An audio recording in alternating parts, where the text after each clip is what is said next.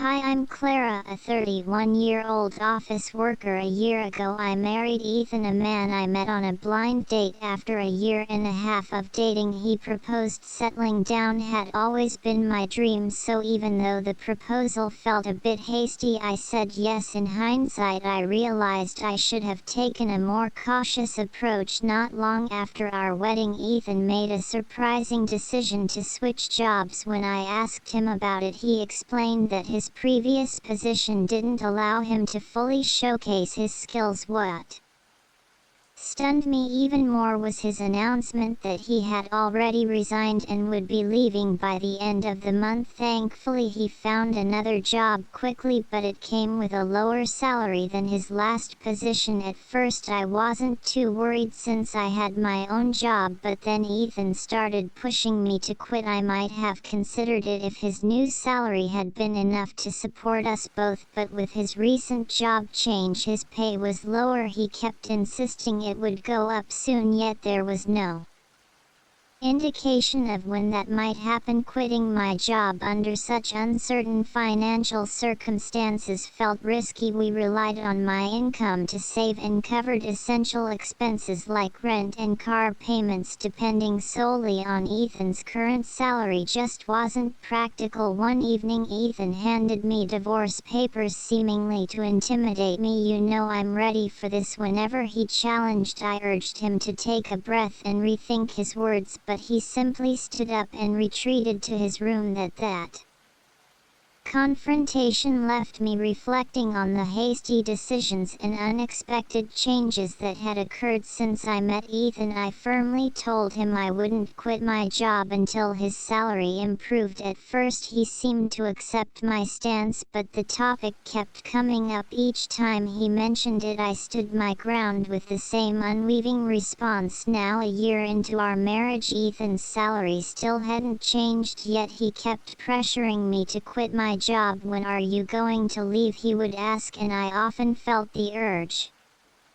to respond ascetically. However, I knew our financial stability hinged on my income. If it was so crucial for me to resign, I believed Ethan should focus on advancing his own career instead. As time passed, I began to understand why Ethan was so adamant about my leaving work. This became evident during our visits to his parents' house. Whenever we were with his mother, Daphne, Ethan would be concerned, claiming he wanted to ease her burden. She would express her gratitude, and then he would glance at me pointedly, as if nudging me toward resignation. He suggested she needed help, but Daphne was anything but helpless. She was active, healthy, and even held a part-time job that funded her hobbies and social life. It was clear she didn't require my assistance, yet Ethan continued to push for my departure. "If only one of us could be home during the day, we could check on Mom every day," Ethan said one day, seemingly out of nowhere. It was clear he envisioned me visiting Daphne daily, which felt overwhelming and unnecessary. I asked him directly what he expected me to do, since Daphne was perfectly capable on her own. He listed off mundane tasks like helping with housework and running errands. It was obvious he had plans for how I could contribute, but none of them justified leaving my career. This endless cycle of requests and justifications was exhausting. I needed Ethan to realize that while I was willing to support his family when needed, giving up my job without a solid reason was not something I could take lightly. "But Daphne has her part-time job and spends most of her days out with friends, right?" I pointed out when he suggested I could take care of housework during the day. His response left me puzzled. Was he really implying I should become his mother's maid? Ethan was deeply concerned about maintaining a certain image, especially in front of his parents. If he was so eager to take care of them, why couldn't he handle the household chores himself? Despite his persistent pressure, I stood firm in my decision not to quit my job, I also opted not to visit my in-laws on my day off, though I did make an effort to see them during major holidays like New Year's. As I reflected on our visits, a pattern emerged. Ethan frequently delegated tasks to me, asking me to tidy up, assist his mom, or run errands. I pushed back against these requests. When he suggested I go to the store, I would reply, "Don't you know this area better than I do?" His standard excuse was that it wouldn't look right if he did it himself, a rationale I found both puzzling and manipulative. It seemed he was more focused on controlling the situation and projecting an image of family care than on genuinely caring for his parents or me. As time passed, my perception of Ethan changed. It became clear that he was more focused on appearances than on genuine affection or respect for me. When I finally confronted him asking why he didn't help out or even consider quitting his job to care for his mother, his reaction spoke volumes. He looked both disgusted and uncomfortable, replying, "That's not something I'm supposed to do. I'm giving you these instructions so my mom thinks you're a considerate, useful wife. You should appreciate how kind I'm being." His words were revealing. He essentially wanted to shift all the demanding tasks onto me while showcasing his virtue as if it were something extraordinary. But I am neither his servant nor a subordinate, and I certainly didn't deserve to be disrespected in front of my in-laws. It became increasingly clear that Ethan's priorities were misaligned, valuing appearances over genuine partnership and support. If he continued with these unreasonable demands, I refused to stay silent. I will stay in my ground. Despite our numerous discussions, Ethan hasn't changed. He keeps pestering me with the same question, "Are you going to quit your job?" Furthermore, every time we visit my in-law, he continues to boss me around, as he always has. After reaching my breaking point, I realized it was time for a serious conversation. "We need to talk about our future," I said, hoping to guide our discussion towards something constructive. "What are you even trying to say?" Ethan shot back, clearly annoyed. "I'm honestly fed up. I'm tired of you constantly asking when I'll quit my job, and I'm exhausted from the pressure to take care of Daphne," I expressed, laying out my grievances. "Why are you so upset about that? You're my wife and it's your duty to care for my parents," Ethan retorted. "Don't you think it's unfair to place that responsibility solely on me? Shouldn't you, as their biological child, the one helping with the housework and caring for them?" I challenged, confronting his outdated views. "No way, it's the wife's duty to do it. Are you the kind of person who doesn't care about family?" Ethan accused, clearly upset by my resistance. "I'm disappointed to hear you say that," he added, seizing the moment to highlight the double standard. I asked, "Then let me ask you this, how have you been caring for my parents? If I asked you to take care of them, would you do it?" Ethan stared at me blankly, struggling to understand the connection. "What are you saying? Why should a husband be responsible for his wife's parents? So does that mean you won't ever take care of my parents?" I pressed, aiming to highlight his inconsistency. "The husband's parents and the wife's parents are totally different," Ethan replied, missing the point entirely. "What difference does that make? I don't understand," I said, feeling increasingly frustrated. "I didn't realize you were so out of touch. It's like talking to my old boss." "What are you trying to say?" Ethan asked, clearly confused. "I'm saying that a husband should take care of his own parents and you should support your wife's family too," I replied, trying to emphasize the importance of mutual support and equality in our responsibilities. I felt the need to clarify, so I added, "So you only prioritize your own blood relatives? I'm really disappointed in you. I won't be visiting your parents anymore." "Why would you do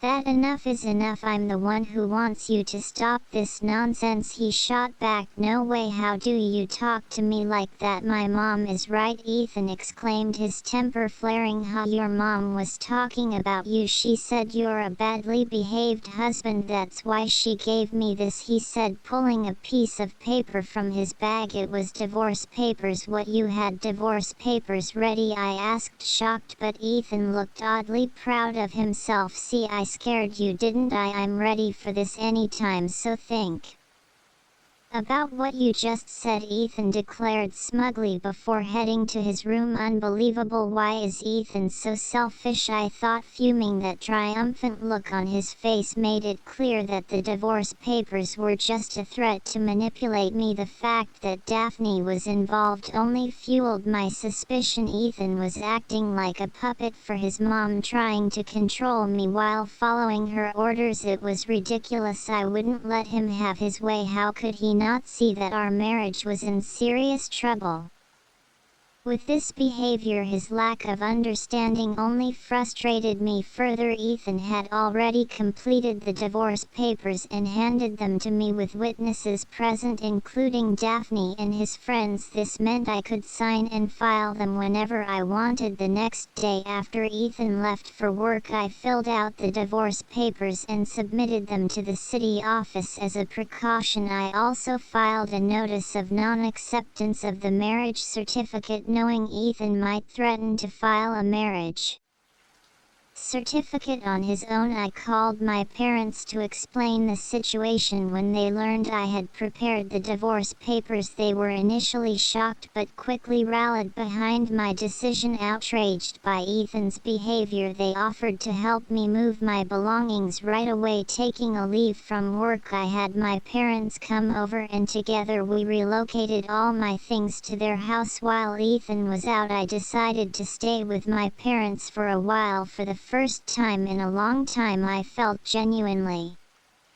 comfortable and at ease in their home. Reflecting on my marriage, it became clear that Ethan never contributed his fair share to her household chores. I was the one cooking dinner after long work days and managing all the cleaning and laundry of my days off. On top of that, he expected me to care for his parents, which simply wasn't feasible. That evening, Ethan called, likely just back from work. Hey, where are you right now? He asked. I at my parents' house, I replied. Oh, why would you go back there without my permission, and where's all your stuff? Don't tell me you're staying the night, he questioned, his tone a mix of surprise and selfishness. I almost laughed at how oblivious he was to the seriousness of the situation, thinking I was just staying overnight when I had actually taken most of my belongings with me. I'm not coming back, I said firmly. What are you talking about? Come back here and make me some food, he demanded. Make it yourself, I replied, ending the call. I couldn't engage in a conversation about divorce while he continued to be so dismissive. To find some peace, I decided to block his number and wait for him to come to my parents' house. A week later, Ethan arrived at my parents' home accompanied by his parents. They all wore serious expressions as we faced off in the living room, 3 against 3. How could you do this? How could you leave without my permission? Ethan demanded, incredulity and accusation lacing his voice. You treated me like a housekeeper, Ethan. All I ever asked was for you to take responsibility for your family, I replied, stating my ground. That's not true. What kind of wife would I be if I didn't take care of Ethan? Daphne shot me a fierce glare. My father began to tremble with anger, but I quickly intervened. Ethan insisted that I quit my job to care for Daphne, claiming it was my due as wife. Yet when it comes to my own family, he expects me to manage everything alone. Ultimately, Ethan seeks obedience, using me to take care of his parents while taking all the credit That's why he prioritizes his parents over mine. Have you ever heard Ethan say these things? I asked. Daphne continued to glare, but Lamb looked confused as if he hadn't known about any of this before. Let me clear the air, Ethan interjected, waving the divorce papers and claiming it was all Daphne's idea. Why would you say that? Robert asked, clearly taken aback. Oh no, it's because Camilla has an attitude problem, Daphne stammered. And did you really say that Sophia's parents aren't a priority? I pressed. Well, it's only natural for your parents to come first, Daphne shot back defensively. That'd be absurd. I came here to support you after hearing about the unfair treatment Camilla has faced, but it seems you're the one at fault. Don't hide behind her parents' authority to manipulate the situation, Lamb said, causing Ethan to visibly shrink in his seat. Lamb then turned to me and my parents, offering an apology. I'm truly sorry for the trouble caused by my foolish son. I will have a serious talk with him. Lee, you're not to blame at all, so please don't apologize, I replied. Thank you for your understanding, but there's something else I need to address. I turned to Ethan, who now looked nervous. The divorce papers you gave me, I've already filed them. We're no longer married. Ethan and Daphne both turned pale. Why you file those without my permission? Ethan demanded, his shock evident. You told me I could file them whenever I wanted. Besides, you filled out your part and had Daphne sign as a witness, I calmly explained,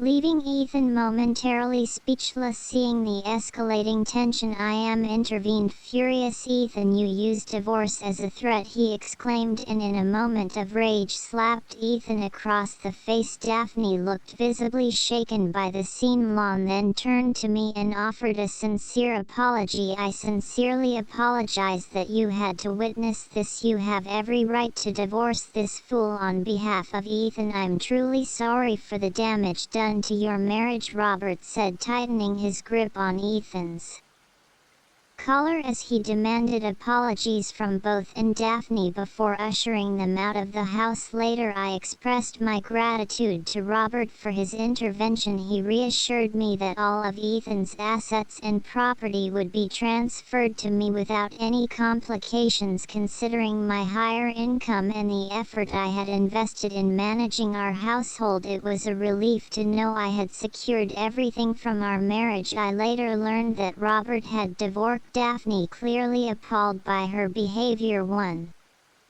day I bumped into a colleague from Ethan's former workplace who had some surprising news. Ethan hadn't been performing well at his job and was frequently criticized by his boss. In a fit of defiance, he resigned and switched jobs, which only deepened my frustration with him. Instead of owning up to his shortcomings, he chose to blame others, which likely contributed to his lower pay at the new position. Now I feel a sense of relief having left him behind. I've rented a cozy apartment and I'm enjoying my newfound independence. Work is going well and I'd even received a raise recently. Lee, for now I'm not interested in dating. I prefer to focus on my career. Ethan was always more concerned with appearances than with genuine skills. He put on a show at home but never made any real progress in his career. It's unfortunate how some spouses resort to using divorce threats as a way to feel powerful. It's a major misstep. I hope they eventually recognize